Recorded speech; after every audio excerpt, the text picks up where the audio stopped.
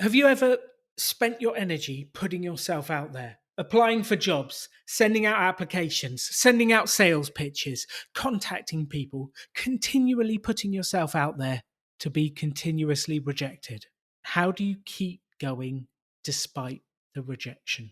We are all going to face it as we try to get a new role, try to build a business, launch a side hustle, whatever it is you're trying to do. There is one thing I guarantee you will face, and that is rejection. This episode is all about how you keep on going to build your business. The extraordinary belongs to those that create it. Rebelling against business plans and debt, rebelling against what society expects of us to build cool businesses, make money, have fun, and do good. Let's create something extraordinary together. Welcome to the Rebel Entrepreneur. So welcome to the Rebel Entrepreneur podcast, and today is a very special episode because Patrick, the podcast manager, is on the show to deal with some of his frustrations about business and life, which I think a lot of you will have experienced as well. So welcome back to the show, Patrick, the podcast manager. Thank you. Third time's the charm, I guess. This is the third time on, right? We did the one about proposals, which I know that changed things for you dramatically. And we've been on a couple of other little bits together, definitely. So tell me, what inspired you to say we need to talk? What inspired you to ask me to do an actual coaching episode with you? It's mainly been because I've just been getting my butt kicked during the interview process while working for contracts. Because it's one of those weird things when you're trying to get contracts where, like, you're your own business, you know, you're your own person making your own income, but at the same time, it feels like you're constantly doing job interviews. It's not like it's a face-to-face meeting where you're trying to sell them. Well, you are trying to sell them, but they lay out questions for you that you answer in like a very weird manner, if that makes sense. It feels more like an interview than like trying to have a meeting about receiving business. Interesting. Because so just as a frame for everyone and you, I believe pretty much anything you are doing in life is sales. I don't care what it is. If it's a job interview, you are selling yourself to someone who needs to pay someone to do something. So you have to sell yourself above all the other candidates. If you're trying to win a contract, you're selling yourself. If you have your own business, you're selling yourself. If you want to go and watch a romantic comedy versus an action movie with your girlfriend, you are selling that movie to them to get them to come to it. So I pretty much believe everything in life is a sales process. And the question is, how well are you selling yourself? I think I'm doing a decent job of selling myself, but one thing that's popped up is like, as you know, I'm a very niche industry. And for example, when I interviewed to work for you, I believe something that sort of gave me a leg up on other people was that in the past I had started my own business and I was trying to manage the podcast for the Rebel Entrepreneur, which was a good fit. But I had a pretty like frustrating interview a couple weeks ago, I would say at this point, where essentially I was told because I am I'm not certified, and I don't want to divulge too much about the company, but because I don't have a certified license in a certain industry. You can tell us the industry. You need to tell us the industry, okay. Like this. It was a real estate podcast, and they said because I wasn't essentially like a licensed real estate agent that I didn't have a chance. They still took me in the interview, but then they were like, you do, like, just a heads up, like, you're probably not going to get pushed through because you have no, like, real estate connections. And It was just, that was the second interview. The first one, like, felt very good. I was, like, very confident in it. I thought I had it in the bag. And then, I get that phone call, and I guess what was the most frustrating part for me was, this wasn't really listed in the application requirements. I appreciate you taking the time to talk to me, but I don't really appreciate you taking both of our time and essentially telling me like, hey, you're not getting this. Sorry, buddy. And I was just like, I remember just getting off the phone and being like, this is one of the more, like, I just felt like I was like, well, what a complete waste of time. And I got my hopes up for nothing there. That's really frustrating when that happens. One slight reframe. So what we're talking about here is objections. And in the sales process, there comes a stage where you're talking to someone about doing something, a product or a service, and then they put an objection in front of you. And the objection here is you don't really have any real estate experience. So Yeah. you are probably not going to get the job. That is an objection. Now you have several ways you can respond to that. I guarantee you I responded the wrong way when the time came up. I was just like, okay. Like I don't know what to say. Well, that kind of, yeah, okay, you're accepting their objection. So you're saying, okay, I agree with you. Okay, I probably won't get it then. Because you're right, I don't have real estate experience. And quite often, for me, every objection is a buying signal. Because when they say you haven't got something right, what they're doing is testing in their mind whether it is actually a good fit or not and giving you an opportunity to respond to it. If they didn't Okay. want you to respond to it, they would have just said this isn't going to work out or not interviewed you at all. Yeah, and now that I kind of think about it, I think it may have been like a professional courtesy that I even got that interview in the first place because I got recommended by somebody. But I see the point where you're making it's an objection. They may have been testing me, and I was just totally unprepared. I remember going on sales interviews when I was a little bit younger. God, that makes me sound so old. But anyway, I went on some sales interviews when I was younger, Old is a and little bit, sorry. they let's not go there. It's nothing to do with age. And they would purposefully throw objections at you to see how you would handle them. And their thought was when you're going out to sell, you are going to be faced with objection, rejection, objection, rejection. That's what you're going to have to face. So we're going to test you and put a few in them. And in those interviews, they expect you to find a way to respond to them. And there are many ways to respond. So, number one is accepting it. And you just accept it and go, okay, that's not going to work. And that's the end of it. Number two is the accept and reframe, which is my favorite way to deal with any objection. And it is, you're absolutely right. I don't have that specific real estate experience. And that's why I think I would be good for this role. All right, well, that already sounds better than what I said. But this is I don't care what the objection is. This is something that everyone listening can use to this is accepting what they're saying and then coming up with that's the reason why you should hire me. So let's take this as an example. Okay, so I don't have that real estate experience. However, I have all the podcast experience. And that lack of experience, I actually think, makes me the perfect person to be able to do this for you because I will be coming from the beginner's mindset, such as your audience. Okay. So as opposed to being another expert, I'm coming at it from a perspective that could have made some of the content more understandable to a new listener. Yes, and asked the right questions and added value and found the experts that really collect with your audience. Like my beginner's mindset is what's going to help me deliver value for your podcast. Okay. And then you stop and stare at them and see how they respond. I wish I could have stared. It was a phone call. If I could it's a virtual stare on a phone call. It's the silence that makes it hit. But does that make sense, the reframe? Yeah, so basically I wish I was quick enough to think on the spot like you just did there, but essentially making your weakness a strength in their eyes or in some capacity. Okay. Would you say there's ever a downside to doing that? I mean, is there ever a point where you're really just kind of shooting yourself in the foot by saying something like that? Well, the third option you have is to try and persuade them you do have the real estate experience they're looking for. So you can accept their comment and quit. You can accept their comment and reframe it as a positive. Or you can fight their comment and say, no, you have got experience. You've done this deal. You've worked with your dad on this. And you can go through your database of everything you've done with real estate in your head and say, well, I have done this and I've looked at this and I've tried this and I've experimented with this and read this. And actually, I think I've got the experience alongside the podcast stuff that I will be able to use for you.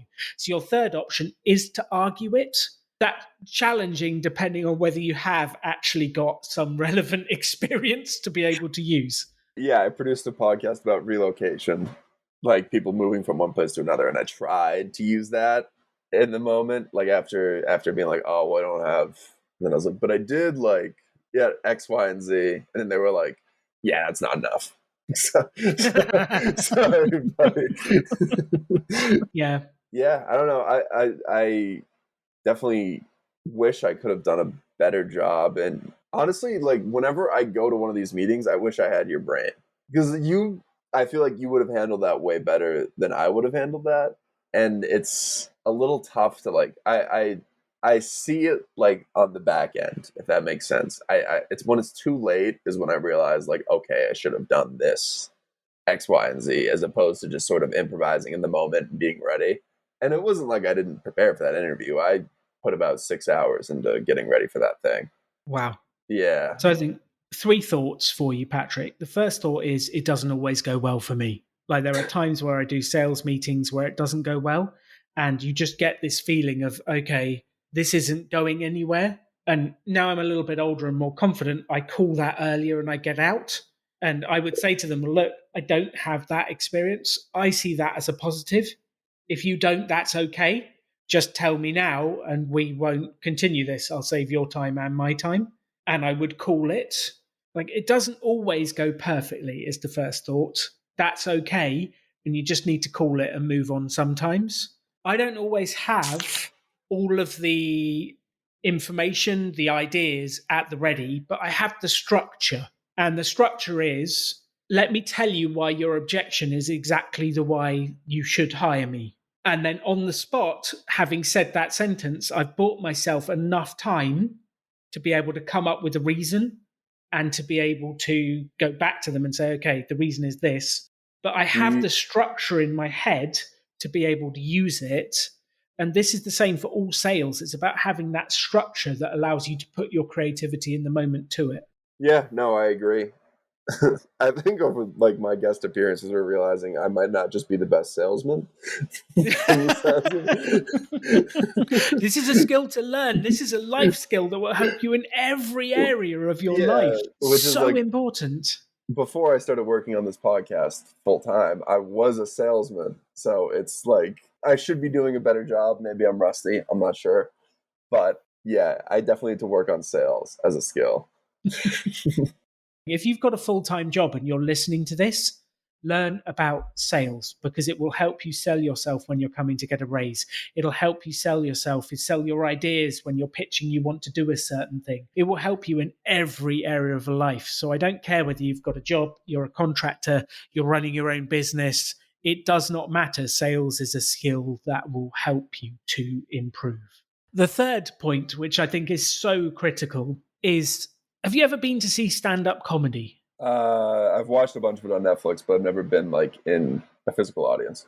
Okay. You know the concept of hecklers. Yeah. So people from the audience shout out random stuff to throw the comedian off course and abuse them, make people laugh, all of that sort of stuff.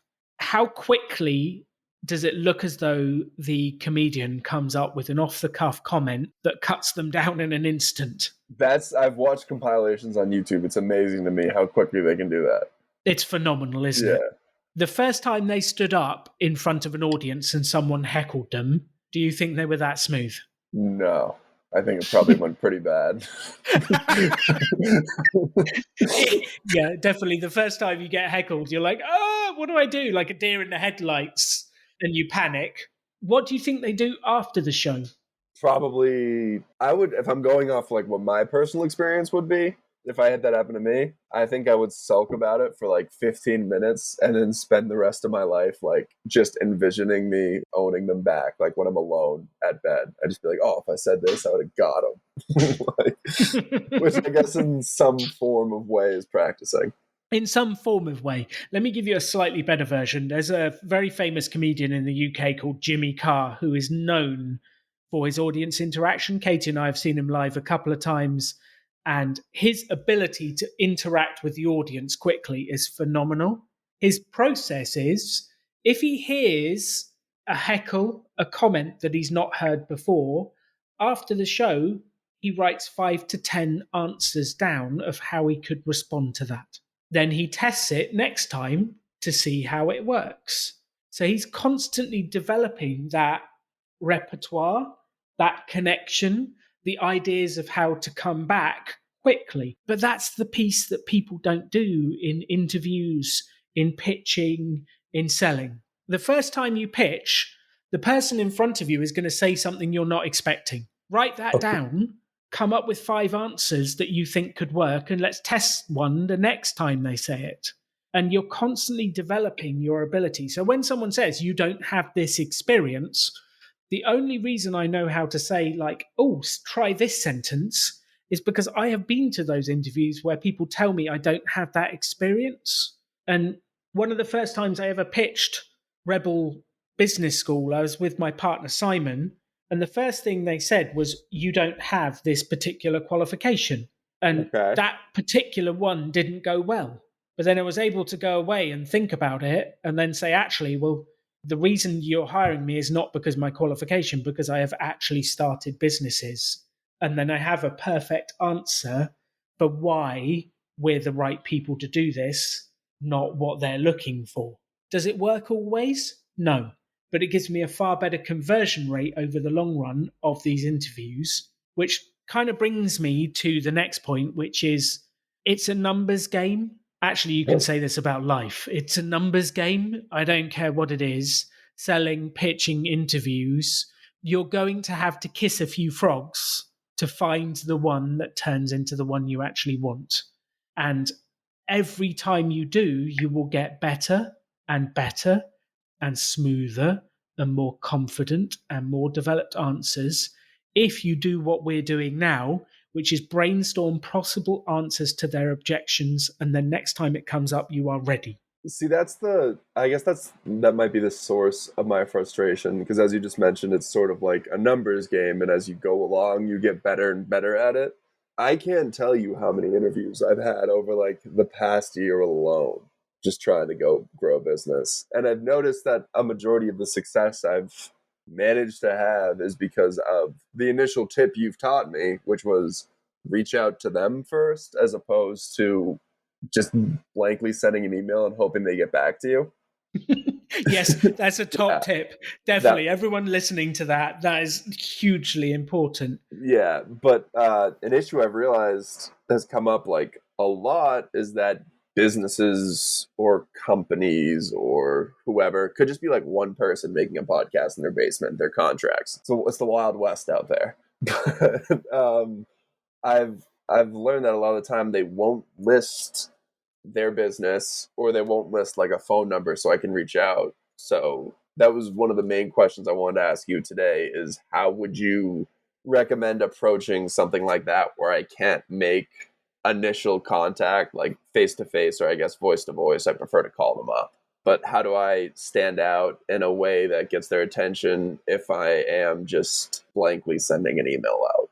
Because like 70% of the listings out there aren't going to list some form of way to contact them before you even can submit your resume. So let's go through this in steps, because I totally agree. Businesses out there are becoming more and more difficult to connect with, and they don't list phone numbers. They don't actually want you to connect with them. They kind of, it becomes very frustrating as someone who wants to work with people. However, there is a step-by-step to do this. Step 1, can we internet research this baby and find them? Occasionally they leave breadcrumbs. Occasionally there's ways to find an email, a phone number, a different thing. So step 1, can we internet research them? If that doesn't work, step 2, can we find them on LinkedIn? Type in their name. You've got a rough idea of their location probably, or you've got a couple of details. See if you can find them on LinkedIn or social media. That gives you a hint to where they are and what's happening. All of this is down to, can we connect in some kind of a personal way to increase our chances of being the person they interview? And your entire job, Patrick, is to somehow get them on the phone, get contact with them somehow. That's not always possible. Did you listen to the Patrick Venn episode about his LinkedIn video method? Yeah, like DM them some video messages so that way it's like a little bit different. And you actually had Christina do one on air, correct? Yes, exactly. It was fully uncomfortable but fun. If you're listening to this and you've used Patrick Venn's video technique, I would love to hear from you about how it's working in the Wild West out there or not. Please do tell me. But his tip of leaving an actual message with nothing else in there other than a video, like these platforms allow you to send videos, to send content, to send different things to people. Record a 3-minute video saying, "Hi, I'm Patrick. Love your podcast. I love what you're doing. I'd love to work from you. I think I can bring this to the table. Just let me have a chat to you. That's all I'm asking." Or something like that. Or tell me what the next step is to show how much value I can add. Something. You've just got to stand out from the crowd on this stuff. And it becomes so annoying and frustrating because you're pitching with thousands of other people out there. Yeah. You've got to find a way to stand out from the crowd. And I don't care whether that's video, audio, doing a pole dance and sending it to them. It doesn't matter. Like, we've just got to find a way to stand out. Does that make sense? Yeah, minus the pole dancing, because I definitely don't have the athletic capabilities for that. I hear what you're saying. So I need to be different. One method is Patrick Venn's, which honestly I thought about using that a couple days ago when I was applying for another contract, and I decided not to until I spoke to you. Tell me why. I'm dying to know. Yeah. I wanted to. Well, it was also like a very, I guess, serious organization. They want to be like again, I don't want to. They're related to crypto. And I tried reaching out to their phone number, and their phone number was just a deadline. I emailed them. I didn't hear back from them. I found the show's host on LinkedIn. So I am the advice you're giving me. You're rubbing off on me a little bit. Yeah. And I got to his profile, and I saw that he was posting like once every 6 months. And then I was like, well, I could talk to Alan on this about how to like see if there's any other way to contact him, because it appears he's not using his LinkedIn. It appears they're not even using their company phone number, and they haven't gotten back to me at all about my application. And I'm kind of like when I do this, I feel like I'm in that. Once I send in the application, I feel like I'm kind of dead in the water, if that makes sense. Like if I want to make initial contact with them after the application's in, if I'm calling them up, that's kind of annoying. But if I'm calling them before I even submit my application and saying like, hey, I'm super interested to work here, I'd love to know what I can do to maybe stand out, maybe speak to somebody, like whatever I can do to become an ideal candidate, let me know and I'll gladly submit my application. And that's sort of how I initially like break the contact. But like I said earlier, once that application's in, you're kind of like, I feel like I'm pestering them at that point. So that's one of the reasons why I didn't reach out to him on LinkedIn, was because I had already submitted the application. I didn't want to be like the annoying kid trying to get them to pay me. Patrick, there's no reason why you can't send him a message saying, I've submitted the application. Do him a video. Say, submitted the application. I've looked at your business. I'm fascinated by what you're doing. I can add value in this way, and this way. Okay. Please read my pitch, because I know you've probably got a lot. I'm just dying to chat to you and work with you. And doing something positive like that, how can you get offended by that? Someone who's keen to work for you, how can you get offended? I don't know, man. If I was in the Avengers, my superpower would be having good intentions but offending people anyways. That's the one thing I'm super good at. but I guess I just have to man up and do it in some capacity, I guess. Do you want to do it now? Should we hit pause and you can do the video now and send it to him? I did not, because I got an email back from him saying that thank you for the application, but we are going with a different direction. Oh, no. Yeah. Okay. I'll cut that out to inspire hope. But... No. Don't do that. This podcast is all about honesty, and it happens. Yeah. So keep this in exactly as we've said it. It's actually really important for people to know it doesn't always work. And they did at least reply to you, which is actually better than most organizations out there at the moment, which seem to like to blank everyone. Yeah. So that's positive. It's a shame they went with another direction. Next time, just send the video. Just stick out right away. Just do it right away. I've got 2 thoughts I want to give you. One is their considerations. What happens with everyone out there, including me, when I'm thinking about ringing someone, when I'm thinking about should I follow up, should I send a video, should I do this, my head likes to come up with reasons why they don't want me to do it. So I go, well, like they don't use their LinkedIn very often, or I don't want to pester them, or I don't want to do this, or I don't want to offend them, or it's late in the afternoon, I should do it tomorrow, or like consideration. And I project my considerations onto them as they're real. Do I know as a fact whether I'm going to be pestering them or not? No, you don't. What's the only way to know? To pester them? To ask them. Yeah, to reach out. The only way is to ask them. Like literally, you could send them a video. Look, I didn't know whether I should follow up this quickly. I was worried about pestering you, but actually I decided to do it anyway because I'm really excited to work for you. Okay. You get that kind of message. What are you going to think? This is someone who already cares about the job and he doesn't even have it yet. Yes. Or they're pestering me, get lost. Either way is a great decision because you don't want to work with that person anyway. But like, we need to reach out. The other considerations of like, oh, okay, it's 5 o'clock in the afternoon. I shouldn't ring them. They might be busy, like it's late in the afternoon. Is that my consideration or theirs? That one doesn't stop me. I'll say that. I'll call them whenever. Do you get that message, that idea of most of the problems about contacting people are actually in our head, not theirs? Yeah, self-made doubt. So we need to bypass those. And if we've got any worry, we ask them and we say to them, like, okay, I didn't know whether I should do this, so I'm asking. And frame the question and connect with them. Or you just do it and say, look, I'm following up because I really want to connect with you. I've looked up your business. I've looked up your podcast. I'm fascinated by what you do. I think I can add great value with what we're doing. So that piece about considerations, should I pester them? Should I video message them? Should I not?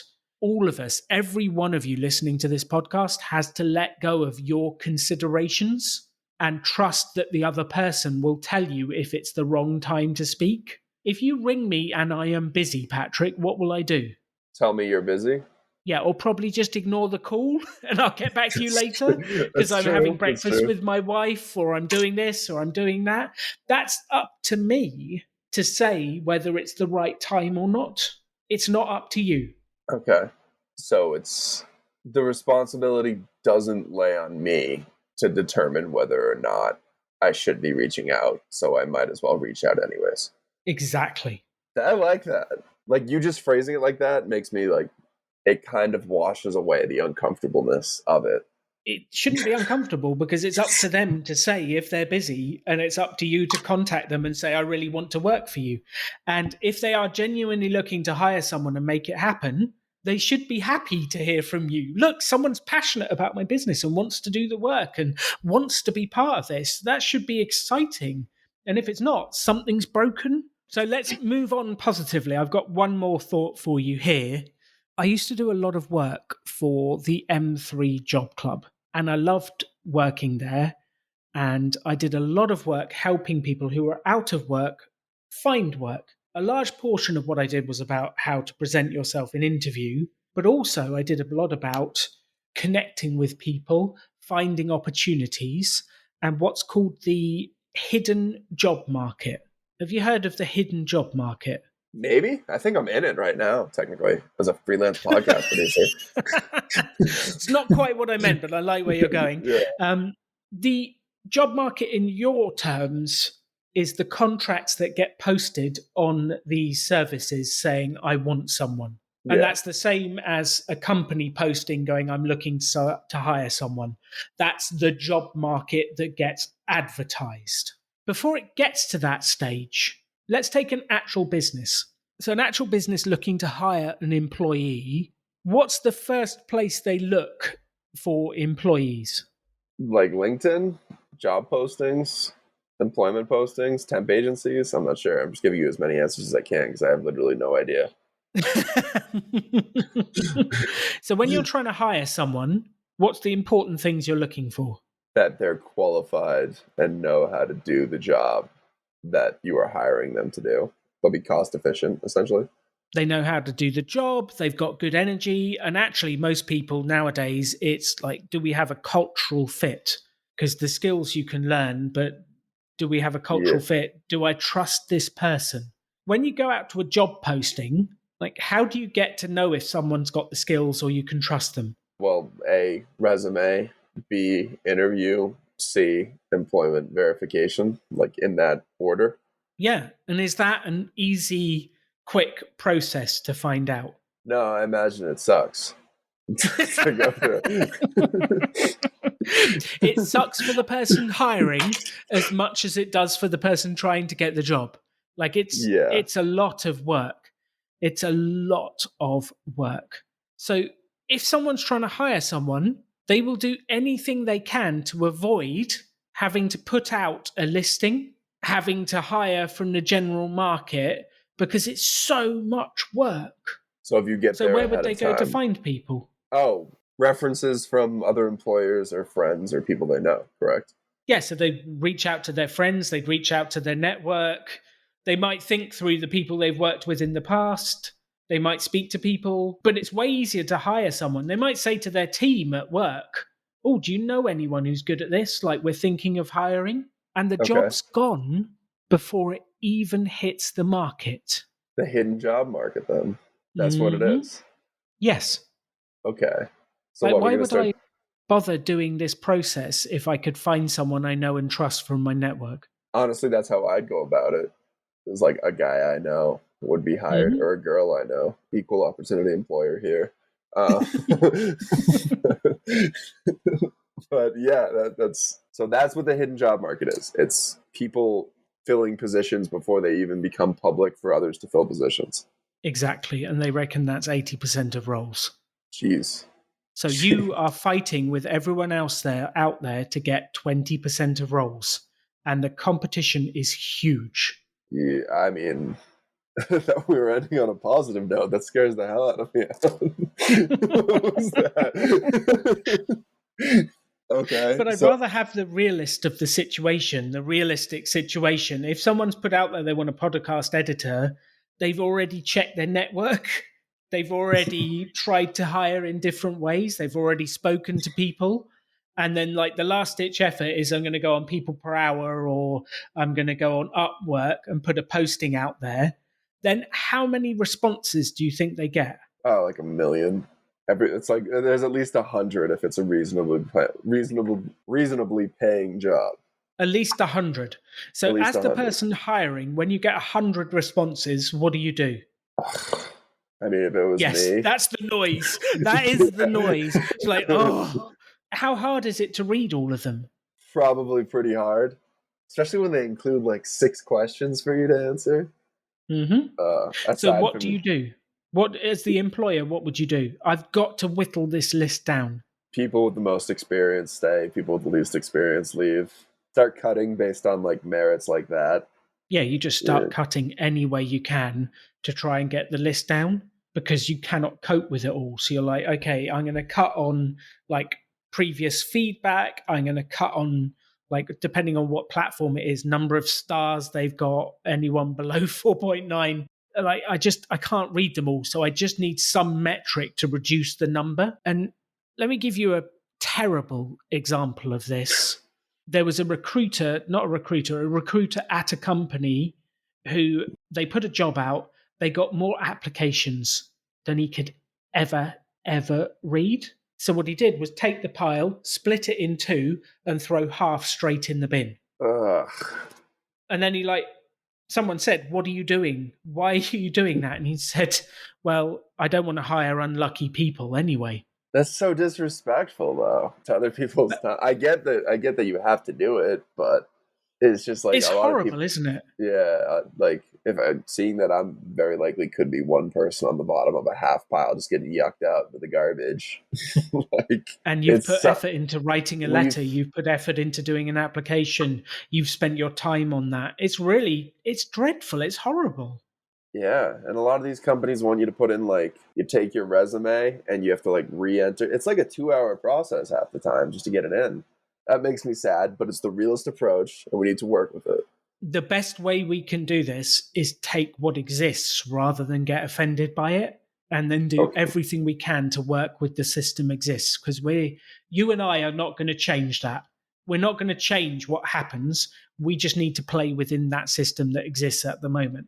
So having learned all this stuff about the hidden job market, the number of people applying, the reaction for the recruiter going, oh, how do I deal with 100 applications? Yeah. What are you going to do differently? Well, the first part of what I do is going to stay exactly the same, because that was your original advice. Where, like, I'm going to try to reach out beforehand. I'm going to try to speak to someone before I submit the applications. That way I have somebody Perfect. who's kind of like a contact. And then second off, as opposed to like giving up and just submitting the application if I can't get that in, I'm going to start branching off into different. I would probably say LinkedIn would probably be the best place to go, because that's going to be the place that lets me connect with someone personally. I'll send them a Mm-hmm. video message. Maybe I'll even send them a text message once things get casual after that video has been played. But I'll just have that extra layer of trying to contact them for the position. And then the final bit for me will probably be knowing that being a recruiter's just as bad as being a applicant in some instances. So maybe just hang up the cleats sooner than expected if I'm not really hearing much. Like, I won't bank on being like, oh, they're gonna email me in a week. Like, I'll just move on and start hunting for other opportunities at that point. And is the positive, like, we have to be 100% positive and out there and focused, and we will Yeah. work to find it, but we have to move on quickly and keep being positive. You're absolutely right. You just need to keep going with uber positivity. Uber positivity. It's so weird. I'm still like, I was definitely a pessimist before I met you, and now I'm like I wouldn't say I'm a glass half full kind of guy, but I'd say like there's water in the glass. I wouldn't There's say it's water. half empty. But yeah, A recovering pessimist, I think, is your new term, Patrick. we're working on it. There is one final thing I want you to get from this. What is If that? 80% of the job market is hidden, how much of the job market is your current strategy targeting? Oh, wow. I would probably say about 30% if I had to make a guess, because they're like a majority of my interviews and employment opportunities come from that 20% that are posted. But I have a small network. I don't have like a huge network. I have you, obviously, who's introduced me to some people who have hired me. I have other hosts who have introduced me to some people that haven't worked out. And then I have other contacts back in Boston, but they're a bit. I live in Colorado now, so that's not really like I can use them to the degree that I would use them previously. But yeah, I'd say about 30% of that market is what I can tap into. So, how do you expand that number? How do you reach more of the hidden market? You go network. Mm-hmm. Yeah, which is honestly, things are getting so so dire for me that I think if I'm going to Austin this weekend for a bachelor party and everyone's going go karting, I might just try to find a networking event and just pop into a place in Texas and be like, anybody need a podcast producer? Hi, I'm Pat. I think you've got a better, higher value use of your time there. So I would say go and enjoy your bachelor party, enjoy the moment, never give that up, have fun, do it. It's good for your soul, it's good for the people. And then there's no reason why you can't mention to your friends and the people you meet, like, I'm currently looking for a new position. Yeah. And then we get into the territory of, do you know anyone who's got a podcast? Do you know anyone who's hiring on this type of stuff? And we need to like make use of the network to connect with this stuff. If we don't do that, if we don't use the network, we'll never find the opportunities. Okay.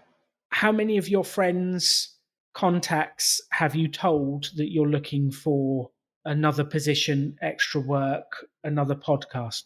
By now, probably about 20. About 20. Yeah. I'm assuming you know more than 20 people. Yeah, I definitely do. So, what do you think is a good thing to start doing? Start telling more people that I'm looking for podcast work opportunities. Yes. and connecting with them, chatting to them, connect with your network and all of the people out there. Ask them how they are, ask them what they're up to, tell them what you're up to, connect with these people because there are opportunities out there. We're just not seeing them right now. We're only seeing the ones on the platform like everyone else out there. All right. Well, yeah, now you've given me two tools. It's actually very useful. You get to use the contact them before everyone on the platform contacts them in one way, which is just reaching out to them on socials and email. And then the other way is get to know them before they even post a job. So I guess it's just a matter of me putting that together. It really is. It really is. And then there is a third method, which is the straightforward sales method of contacting podcasts you love, telling them you're an editor, and reaching out when you don't even know if they need a lead. You don't even know if they want work. You don't even know what's going on. There's no reason why we can't start to do that with your favorite podcasts. In sales, that would be called the Dream 100 strategy, where you list the 100 people you would most like to work for, your dream clients, and then you message them. And you never know with that kind of thing at what time you contact them, what opportunities are out there. But I think you've got yourself into a position of blinkers on. The only way to do it is through these platforms and apply for these jobs. And I'm in this hellish hole.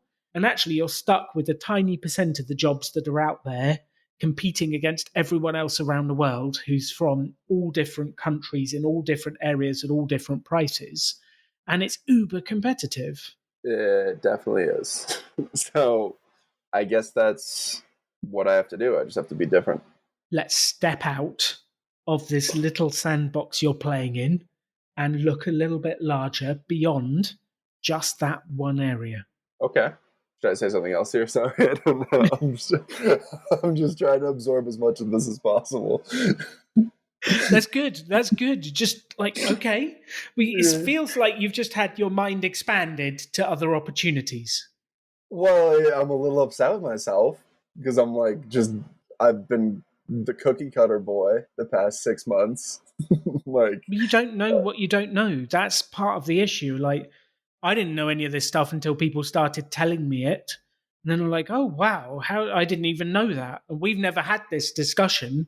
It actually took you getting to this point of frustration to then have this discussion to be, where do we go next? And born out of frustration, you start to ask the questions and you start to connect and you start to talk to people. And then you start to see a different world that you didn't even know existed.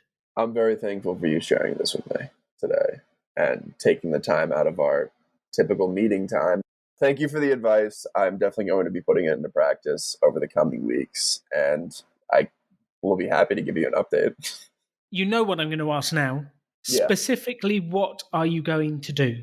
Because there's no point doing any of this unless we specifically take action to make things happen. So tell me, what are the actual actions you are going to take over the next week based on this? First action, which I'm going to take after this all wraps up, is I'm going to call my dad's friend. He's a family friend of ours, but he works in the radio space. And I'm honestly now kind of realizing I've always thought he's in Boston. He wouldn't have anything around here for me because he's on live radio. But why would I not utilize that while I have it? Yeah, that's an amazing contact. That's the perfect person. Awesome. That is a wonderful action. Do that and let's see where that goes. And he'll give you all sorts of ideas and all sorts of energy. And who knows where that goes. Yeah. Honestly, I'd love that job too. He gets free ski tickets from mountains looking to promote. So hopefully it could go a good place. But Alan, thank you for taking the time to coach me again. I do appreciate it. Hopefully third time's the charm. And the next bits of advice I'll have to ask you for will only be little 10-minute things and won't merit an entire podcast episode. But I appreciate it. Thank you. Well, I think something I want to say to you and everyone else listening to this, Patrick, is life is one of these fascinating things where there's always a next level. You will never have it totally sorted. Things happen, things change, things go wrong. There is always a next level, and there is always a level of understanding to develop next. That's what makes life exciting. There's always something to learn. So once you've learnt about job interviews, you'll get a job. And then you'll be going, okay, how do I manage my time more efficiently? Or how do I do this? Then you'll get promoted and you'll get given someone to work with. And then you'll start asking, how do I manage? How do I lead? And then you'll be leading a team of 5. And then they'll give you like responsibility for the P&L, the profit and loss. And you'll be going, okay, I've never done this before. How do I manage P&L? How do I develop this? How do I develop that? And there's a new level. Then you'll start investing and you'll learn about that. There is always another level. So I think to everyone out there listening, and you, Patrick, stop trying to figure it all out and get it done forever. Just get excited about doing the next little bit, make progress, and then learn the next bit. Because that's all life is learn, apply, learn, apply, learn, apply. And if you ever stop learning, it's game over. So it's okay to continually want to find more information and have more challenges. And if you do that, if you keep learning, applying, you will make progress. And with that positive energy, you will start to get where you want to get. And on that note, thank you for listening to The Rebel Entrepreneur. Please go out there, take action, and make things happen. You can have any life you want to. Choose to build something cool. Choose to take action. Choose to work to make your dreams become reality. Stand out. Be different. Be yourself. Be a rebel entrepreneur.